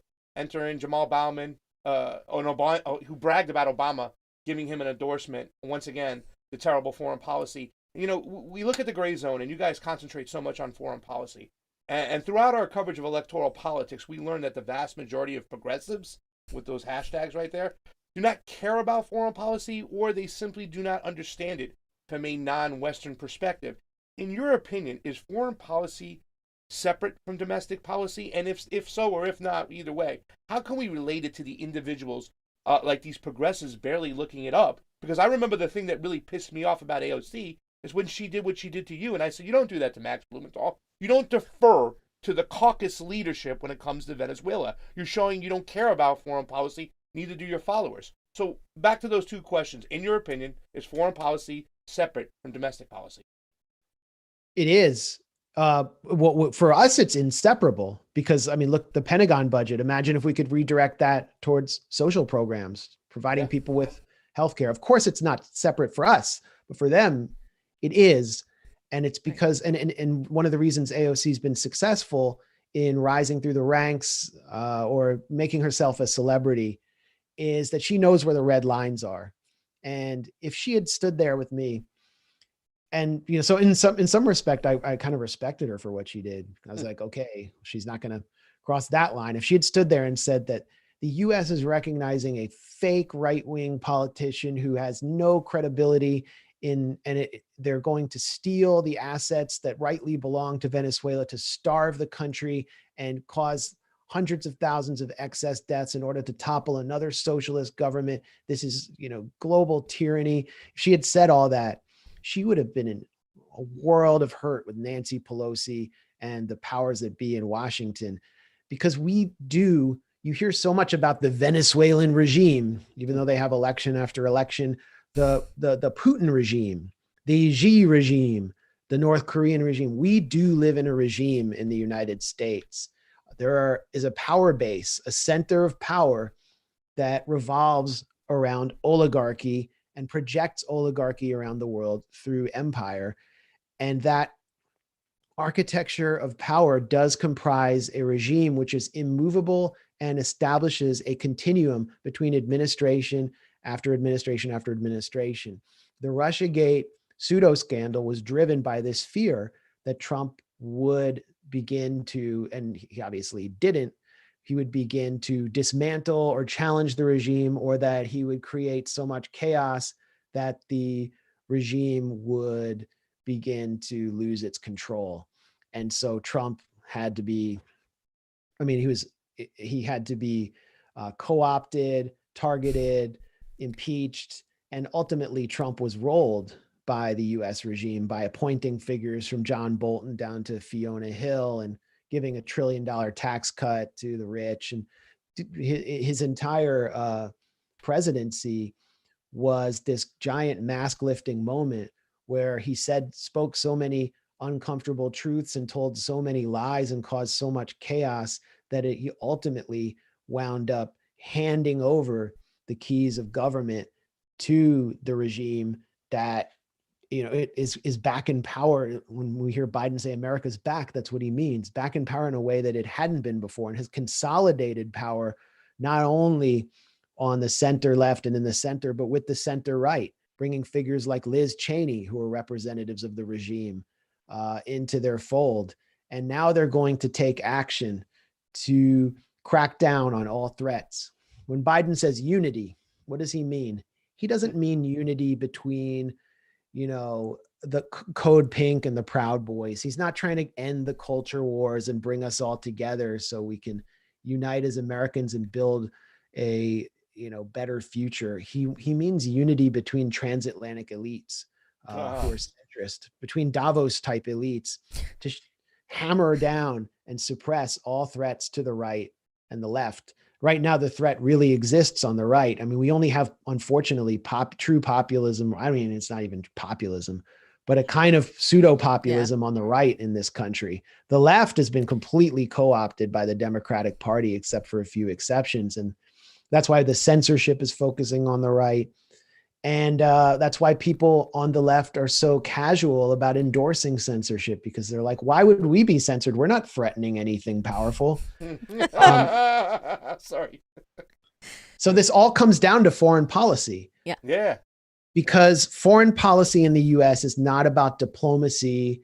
It is not about international relations as you learn it in college, although increasingly you're being trained to be part of if you do IR and GW here in Washington or any other elite school, you're being trained to be part of this world. It's about empire. And empire is about projecting oligarchy and destroying all threats to it. It's about projecting US global hegemony to ensure the prosperity of financial capital. And so when you get in the way, that's when you're touching the third rail. I mean, you can go and be Steve King in Washington and ally with white nationalist groups, at least before January 6th, you could. You can go be an extreme rad lib and say stuff about white people in Washington. You can advance any kind of culture issue you want. But if you get in the way of the humanitarian interventionist campaign in Syria and you start saying the White Helmets are a US and British and Qatar funded organization that is an ancillary of the local affiliate of Al-Qaeda in Syria, if you say that from the House floor, you're going to be targeted in a way that you can't even imagine. If and that's why we see so much cowardice on these issues. Cori Bush knows where the red lines are. That's why there's no foreign policy on her website. She's like, I'm going to fight on this issue of racial justice, and that's my issue. And I don't want to fight a two-front war. And I'm afraid of that issue. I don't understand it, which is crazy because, I mean, if you care about, do you only care about Black Americans? I mean, there is a ghastly presence of US troops in Africa who are committing crimes that we don't even know about. And we never hear this talked about in Congress. The Black Congressional Caucus never talks about AFRICOM. Libya was destroyed on behalf of AFRICOM, an African leader who supported Black rights organizations in the US, was murdered in broad daylight. And we heard nothing from the Black Congressional Caucus about that. So that's how Washington works. Everyone's afraid of foreign policy. And that's kind of why I do it. I mean, that's why we do what we do at the Gray Zone, because we're filling a really important void. And when we challenge these lies, it hits like the side of the gigantic nuclear submarine of the foreign policy bipartisan establishment. And it sometimes they sometimes feel the reverberation. And, last year, the State Department authorized an attack on us. It was obvious. A State Department funded outlet started attacking us for our reporting on China. Then Axios, a mainstream publication, attacked us, and they're completely in the tank with the State Department. And it seemed like Matthew Pottinger, who is Trump's China propagandist, was irritated because we were beginning to complicate the propaganda campaign they were whipping up around human rights to cultivate more opposition to China. So I feel like this is something everyone can do. The media and our political class, they don't want foreign policy to be democratic. I mean, with a lower D. They don't want the people to be involved in foreign policy decisions because they know it'll just screw up their whole game. The people don't want US troops guarding oil wells in Syria. The people don't want special forces on operations in Central Africa they don't know about. Yeah.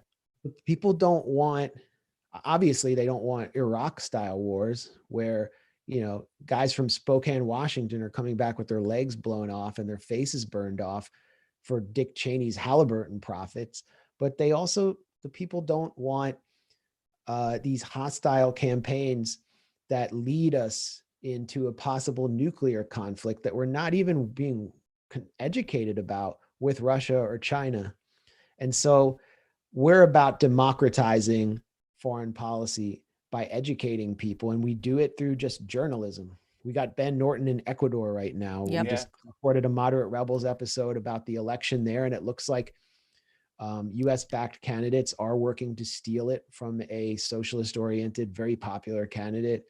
So that's that. I mean, I hope that explains why we do what we do. And it's just sad that, you know, people like us in this country, or like your viewers, they just feel like there's no place for them in politics because they have these views, and they become alienated, and we have to keep them from turning towards nihilism and show them that there is something we can do, which is that, you know, if you can't, okay, you can't be like elected as a in the Green Party or as in an independent party, but you can at least make life uncomfortable for people who are advancing permanent war, and you can at least have your voice heard, and you can do it online, or you can, you know, do it in person, as we showed with the Venezuelan Embassy Protection Collective.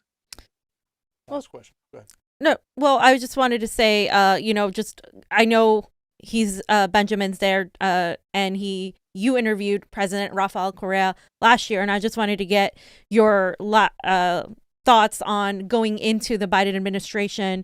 Do you see an increase of U.S. and Western interventionism in the global South, or do you think it will be pretty much the same as the Trump administration? Well, I mean, Trump definitely tried to topple the governments in Nicaragua, Cuba, and Venezuela. John Bolton, who he should have never appointed, but he did because he was trying to mollify the deep state. He called that the troika of tyranny, and Trump failed in every case. The Biden administration, what they've promised to do is to succeed. Their problem is that Trump's sanctions didn't work, not that they are sanctions that starve children and ruin lives.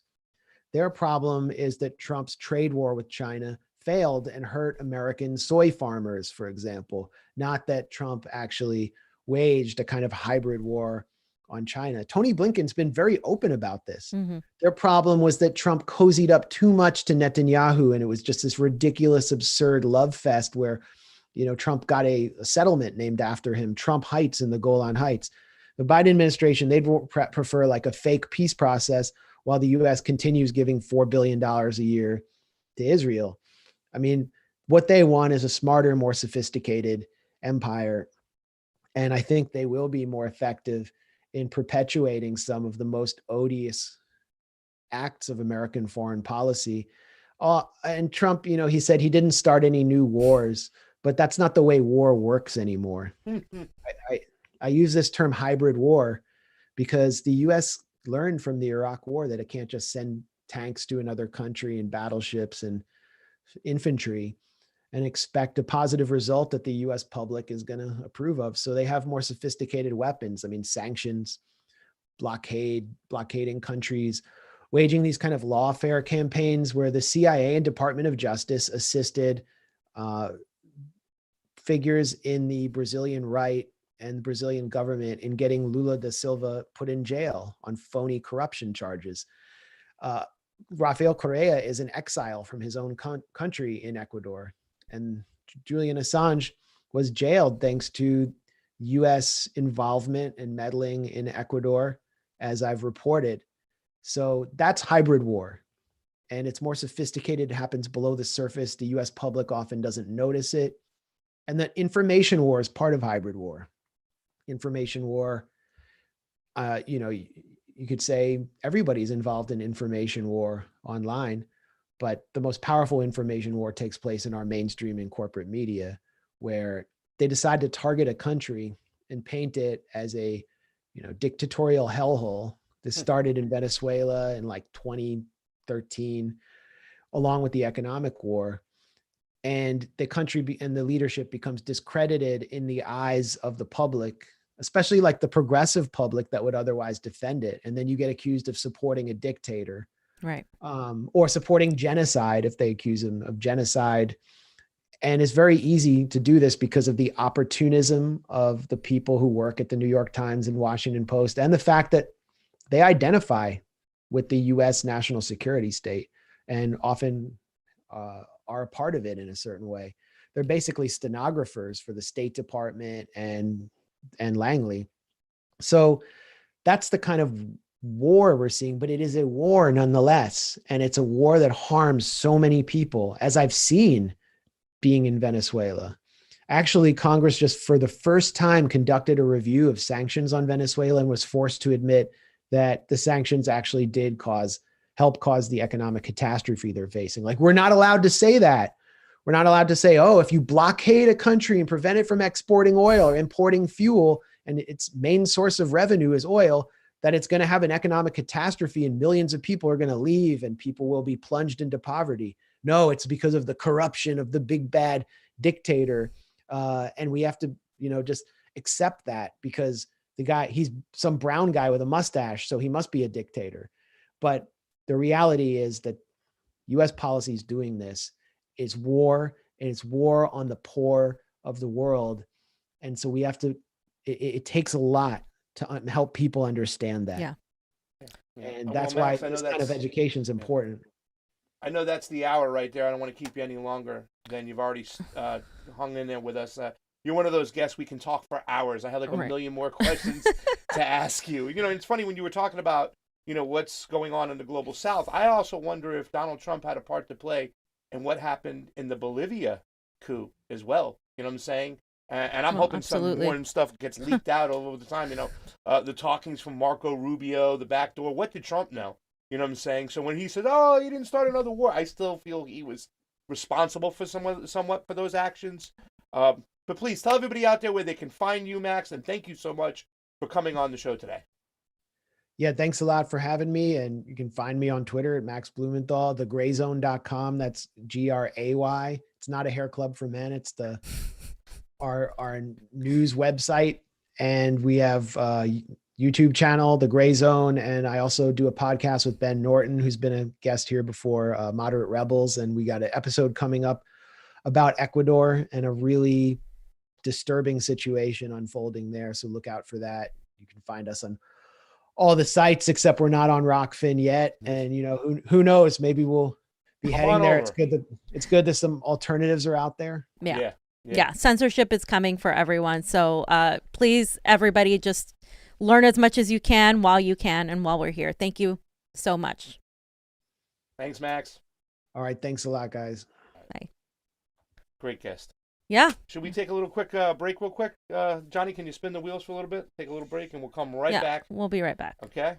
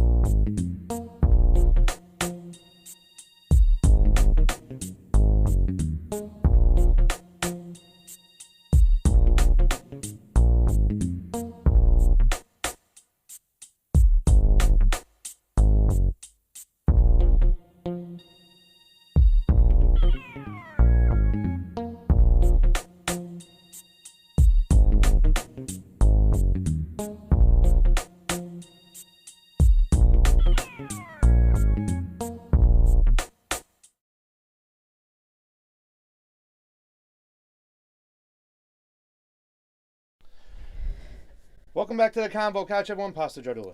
And I'm Fiorella. Johnny Sue on the ones and twos. So let's get through these Super Rays real quick. And then we got to pick a couple people who win this awesome shirt. I didn't get a chance to show Max, but I'm going to send it to you. We got a made in blue coming up. Defund the Pentagon. Defund the Pentagon. Awesome. So let's go to it. All right. So Glory Jones, she did the last one. So did DE. Thank you for doing so. Thank you for doing the Convo Couch. Thank you, DE. Also on the Super Rays, David Guevara.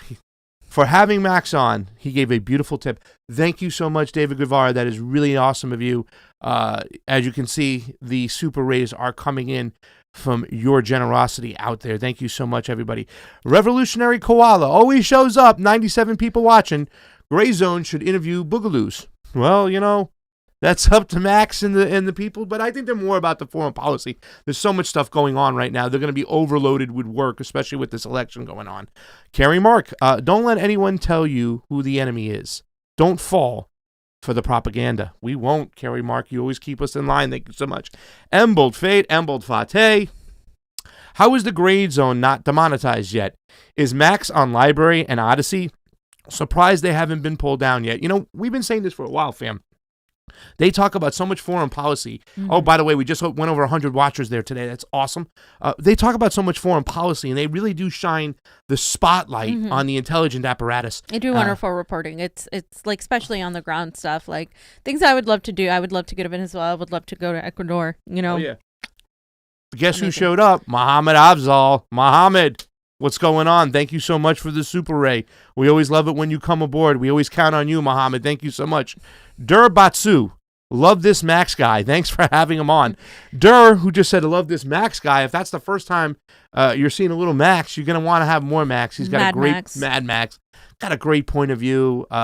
Wanted to have him on the show for so long. Management of Savagery. It was so awesome that he was here today. We had an amazing show. And he was like one of those guests like Caleb. We can have him here for hours. Forget about it. Yeah, we didn't even get a chance to talk about his book. In 2014, he wrote a book called Goliath on the Israeli-Palestinian conflict and the Israeli apartheid. And then the Management of Savagery was just talking about how, you know, this policy of neoliberalism has led to the Trump administration and has inevitably led to where we are right now. So we didn't even have time to go into that, but check him out if you haven't. Thomas Dickinson, thank you so much for the Super Ray. Thank you for Moby Dick. Is that who wrote Moby Dick? Was it Thomas Dickinson? No. Okay. Thank you for the little match girl. I don't know. I'm lost. Mad Matt, we had on Mad Max. Blumenthal, you said that Elon Musk was going to use Bolivians' lithium, but that's not happening. Can you admit you were wrong now or no? Mad Matt, Elon Musk did say, well, cool, we want to go. Yeah. Okay? So whether he's going to use that lithium or not, it doesn't make a difference. You don't know if he's using the lithium or not because we privatize everything behind the scenes. Yes. Oh, here's another one, and I love this one. Camellia Manning, thank you so much for the Super Ray. Hey, Convo fam, please watch Spiro Skoras, The Hidden Agenda to Destroy America and Planet Lockdown by Catherine Austin Fitz. In a nutshell, the Democrats' real climate agenda playing in real time with the GOP. Now independent lefties. Next will be the black community. By the way, if 46 believe in climate change shutting down the Keystone Pipeline, then our soldiers still at war in the Mideast. Oh, those dollar signs. Right, yeah. He's going to shut down the Keystone Pipeline and then give out dozens of oil drilling permits and then continue doing the foreign policy he's doing. Okay, so Daniel Butler says, the most inspiring thing I've seen in political commentary is when the conversation is about unity of the people. I feel like this is the most important front, that it holds the key to breaking through all other barriers. What's your take on this? My take is that that's one of the better Super Rays all day today, Daniel. Butler, because it is inspiring when you see political commentary, and it's all about the unity of people. Right? Like I've said before, we have to be comfortable with uncomfortable conversations, and that's to find some form of unity. You know? I think it's also worthy to define what do you mean by unity, because when the Democratic Party and the Republican Party establishment talk about unity, like Max said, they're talking about unity for them, for politicians, for the 1%, for the elite class. They're not talking about unity of the people. They're not talking about unity of me and you. They're talking about their unity. So we have to be very specific about what kind of unity we mean. The unity of the working class is a great place to start. I think people, need to engage in a sort of general strike or a sit-in before they can engage fully in a third party, because you're not going to have the mechanisms to really fully compete with in an oligarchy. It's just, that's not how it works. And so that's why when we talk about unity, it's more of like a working class unity that you have to have. Like it doesn't mean that you're going to change your ideology to become a libertarian if you're a communist. It just means that you're talking to people you disagree with, and that you're going to see them as a worker because you're all part of the working class. So then you can fight in a battle of ideas. But right now we don't have a system where we can fight in these battle of ideas because we live in an oligarchy. Yeah. So. And the whole thing is true unity will require accountability. Not so that you have to be punished for the things you've done. It's just that moving forward, we know there'll be change. And that's the problem, that we've never had the accountability, and things are getting actually worse. Nothing has changed. The Democratic Party is still doing the things they want to do. They're still nominating people like Neera Tanden for very important positions, whatnot, and putting people like Antony Blinken in play. So the fact that we always say there has to be some accountability, I just want to reiterate, it's not so much to say you have to pay for your sins and what you've done. It's more about there will be change moving forward. We're going to listen to the people. We're going to listen to the little guy. And that's something that's never done. Daniel Butler, I like your comment. I have a feeling that you might be one of the people who wins today. Hunter Carranza, thank you so much for the Super Ray. That was awesome. Bethlehem Tessafe, and Scotty Johnson, the Grasshole. All these people left beautiful Super Chats, or Super Rays, excuse me. Cultist Demon, thank you so much for the Super Ray, Cultist. And I said your name right because you told me it's Demon. Max seems legit, but beware of celebrity leftists with Pulitzer Prizes and Ivy League credentials. Think for yourselves. Hey, we do think for ourselves, and believe you me, there's going to be some things he says that I don't agree with, you know what I'm saying? And there are, you know what I'm saying? And but there's a lot he does, and a lot of spotlights he shines on situations on the intelligence apparatus, which I think is one of the most important and foreign things. policy. Yeah. Well, I mean, the intelligent apparatus making moves within our foreign policy and stuff. But he also does explain the perspective about what's going on in that country too as well. The gray zone is great at that. I hope they do come over to Rokfin. And I agree. And also as somebody that lives in D.C. and understands Beltway, the Beltway establishment politics, it's always good to understand what you have to know your enemy. And if our enemy are those elites, establishment, oligarchs in D.C., it's worthy to have people who have been in that and know them and who understand them and completely refrain from becoming a part of that, right? Like who go in and ask AOC these questions that were uncomfortable, like about Venezuela, that pretty much shows you she knows absolutely nothing about foreign policy and the national security state. She refuses to say anything about Julian Assange. And so that is how you catch these politicians in action, by actually going to the belly of the beast, which is DC, and doing that. Now we can't do that anymore because it's a very big deal now how that's going to change going forward, including with Julian Assange's now they're still seeking extradition, what that means for the press, what that means how we're getting censored here and everywhere around. Like it's a big fucking deal, and we have to really stand by up to that as independent media and continue these conversations with multiple outlets, because this is there's only so long that we're going to be able to do this if it goes this way. Daniel Butler said again, I meant hashtags the people, as in not the oligarchs ruling over us. I try to avoid labels, but one would definitely consider me part of the working class. Daniel, thank you so much. Yep. I think you sparked a great conversation in the chat today. Thank you so much for your love. And Gong Girl, Gong! International Criminal Court has said they have jurisdiction over the Palestinian occupied territories. Imagine the Israeli response. Exactly. Bethlehem Tessafe and Daniel Butler. Johnny, are you good with those two as far as Super Rays in the chats? All right, let's do that. Listen, Daniel Butler, Bethlehem Tessafe, hit us up at the Convo Couch at Gmail. let me know. 2 shirts I'll give you. Do male, female, what sizes, if you want to give one to your loved ones or a friend. So let me know what you need, and we're going to send you out. We're going to get you one of the Defund the Pentagon. Right here, you can see that awesome shirt. It's going to be in blue, so it's really going to pop. And then we'll get you one Convo Couch shirt, because everybody should have a Convo Couch shirt, fam. So I'm not going to let the people suffer out there. Anything else, Johnny, you got on the 1s and 2s? All right, so that's it for today. Once again, remember, go over here to this Rokfin. We had over 100 people today. Right now, we're at 112. It's been climbing the whole show. It's amazing that at the end of the show, we have more people than we started with. On YouTube, there's 526 of you watching. Do me a favor. Take the time, if you haven't done it already, go over to Rokfin, sign up for free. It takes 1, 2, 3.